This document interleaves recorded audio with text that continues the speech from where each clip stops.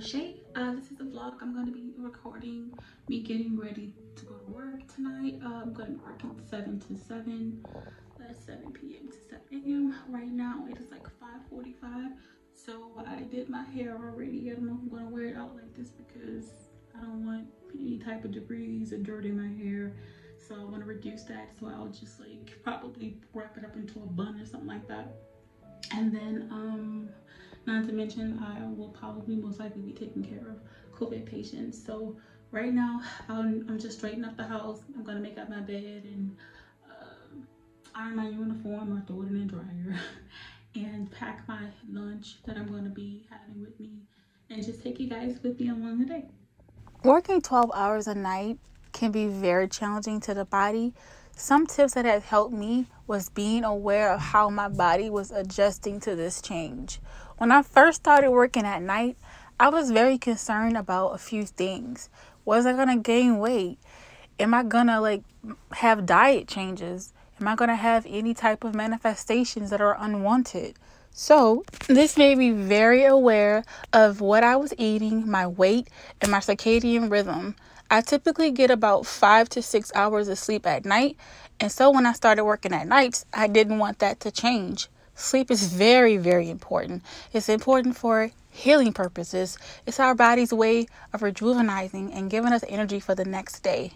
But it's still hard working at night till this day, y'all. So I wouldn't recommend it, but I will say the pay is great. Those $2, $3 differentials sometimes makes it all worth it. So now I'm just showing you guys what I typically eat. At this time, I love having smoothies in the morning right before I'm going to bed, which is about 8 o'clock. After I shower, I'm going right to bed. And sometimes I'll have a snack. If I have a snack before I go to bed, I'll just stay up for maybe 30 minutes. And usually I'll have something light like yogurt or ice cream or something like that. And just nothing too heavy because, you got to think about it. You don't eat anything when you go to bed regularly at night, right? Well, at least you're not supposed to. So working at night, I just typically treated my diet or my eating habits as if I was working in the PM. So if people eat at 12 p.m. for lunch, my lunch was 12 a.m.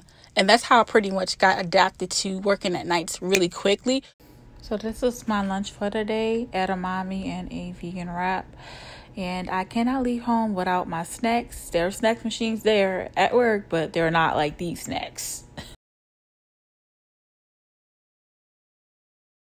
So right here, I'm just laying out my uniform that I'm about to put on. And you guys, look, don't ever forget your jacket. Have a backup jacket in your car because it gets extremely cold in the hospital. Some people even bring space heaters. It gets that cold. And especially between the hours of 3 and 5, the ghost hours. Now I'm just brushing my pearly whites. 26, I made it on time for huddle. So here I am just walking to elevator number 1. And I was really in a good mood because I saw my crush's car. And I knew I was going to have a great shift today. So as you can see, guys, we had some food donated to us.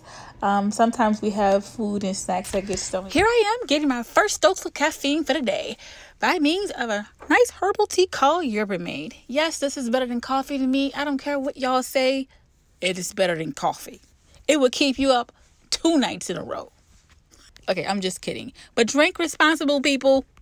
So after I receive a report, one of the first things I do is write my name on the board along with my tally number to make sure the patient can contact me throughout the night. If he or she needs anything, that's my telephone. And right now I'm logging into Epic to print out a patient list. The patient list tells me information such as if the patient is on special precautions or if the patient needs ACCU-CHEKs.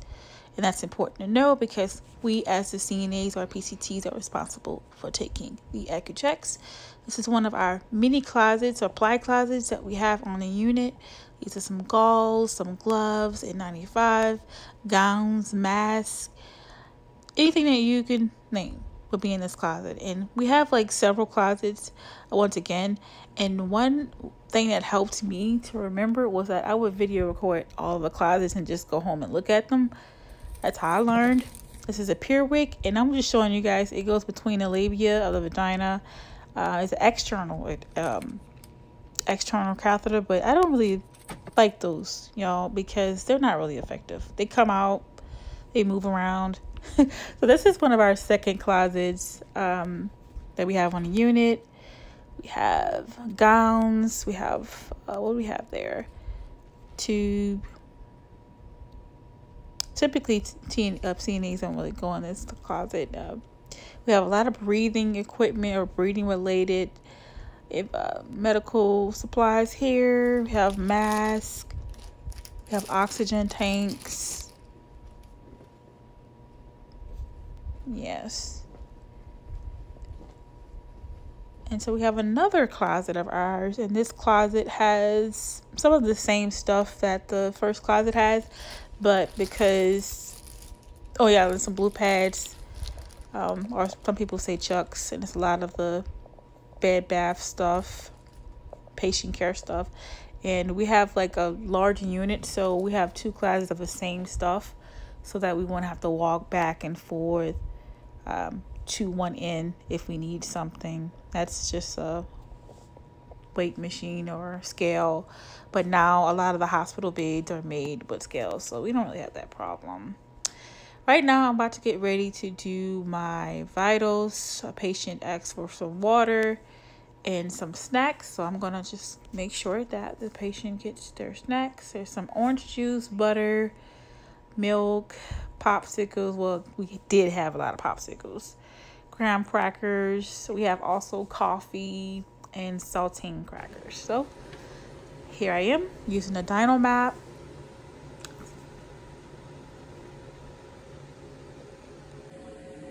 So I wanted to show you guys how to work the dyno map. First you log in, and it's a touch screen computer screen. You know, you can get the cuff. I always bring extra cuffs with me because sometimes the patients lose them. They get thrown away, or maybe there's blood or something on the cuff. So I don't like that. I just replace them. That's where the finger goes to test the O2s and the pulse rate. And yeah, you guys, like, the hardest thing about doing vitals at night is that you're disturbing people's sleep. And it's like, I don't want to disturb anybody. We have two thermometers. The one on the dyno map is not accurate, so we use a separate one on this unit. And it's for peds and also adults. That's the cool thing about that thermometer. Right now, I'm just calling one of the nurses to let them know that their patient BP is high. Typically, it takes me about an hour or an hour and a half to finish all of my vitals, depending on how many texts and patients we have that night. Right now, I'm just charting any output that I receive from the patient. So I got pulled later on to sit with a psych patient, in which you have to chart every 15 minutes about their behavior every 15 minutes. And it's hard because when you have to use the bathroom, it's, you know, you have to ask someone to sit with the patient because they can't be left alone. And here I am just taking a bathroom break.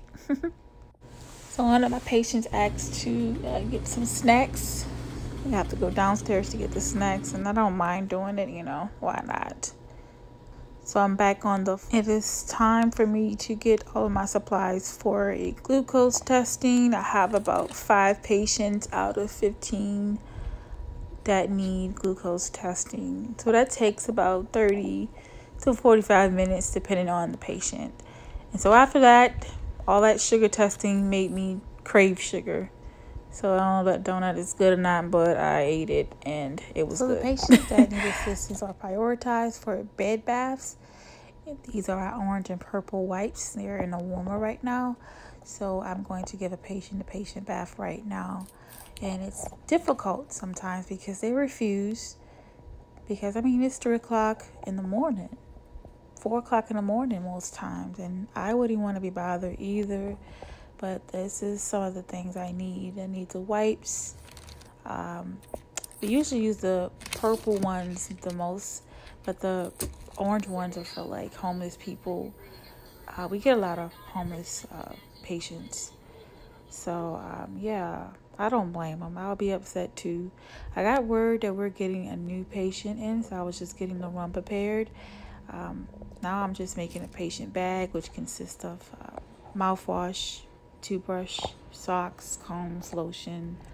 So as a patient care technician, one of our jobs is to contact the nurses if the patient's glucose or BP is above or below range. That's pretty much what I'm doing here. So now I'm taking a 10-minute break. I take 3 10-minute breaks. 30 minutes we get for lunch, so I just take 3 throughout the night to keep me going. So after my break, I'm typically sitting by the nurse's station, waiting on the call light bell phone to ring. And if I'm not doing anything else, I would just see if another aide needs help or something. Staying up doing 3 to 5 is the hardest thing ever, y'all. So I'm doing everything during this time. I'm helping other people. I am by the call light waiting. I'm walking around. I'm in the bathroom. I'm eating snacks just to keep myself alive, because that is the hardest hour. I swear it is. I'm tired of this, Grandpa. That's too damn bad! So this is the most exciting part about the night, or should I say day, because it is morning and I am about to get off. So this is my last round of vitals. I am also responsible of disposing of the trash, getting rid of dirty linen, and also clean up the patient's room a little bit, because I don't like to leave it a mess for the morning shift. That's just me. So every patient has like a wristband with a barcode on it, and we just scan it with that little scanner right there, and it gives us all of their information. And then once we get their vitals, we just send it off in the system so that the nurse or doctors will be able to see it. So once I'm done, I'm disposing of all of the trash.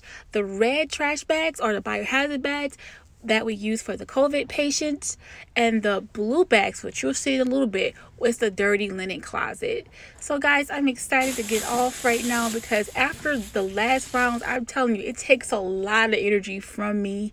Like, oh my god. So right now I am just charting in Epic, and by the way, this is a sample. This is not real. I know what HIPAA is, okay? I am not trying to get sued. So anyway, this is actually like a training or a sample, okay? So I chart all of the output that I received from the patient, and also if I took them a bed bath or not.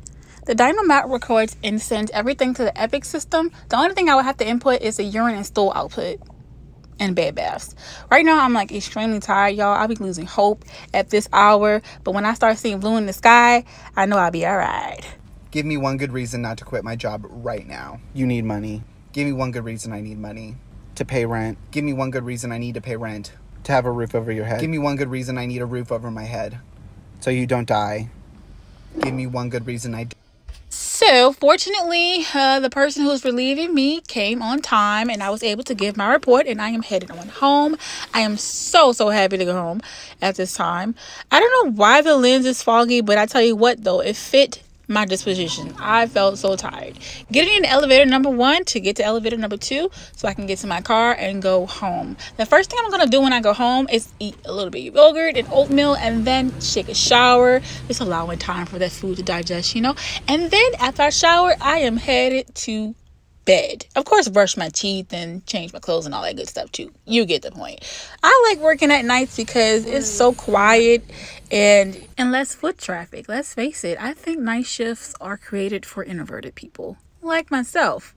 Thank you guys so much for watching. I hope that I was able to help you get a good idea of what PCTs or PCAs or CNAs do in a hospital on a med surg floor at night. Thank you guys so much for watching, and I will see y'all on the next vlog. Please comment down below and subscribe. Thanks.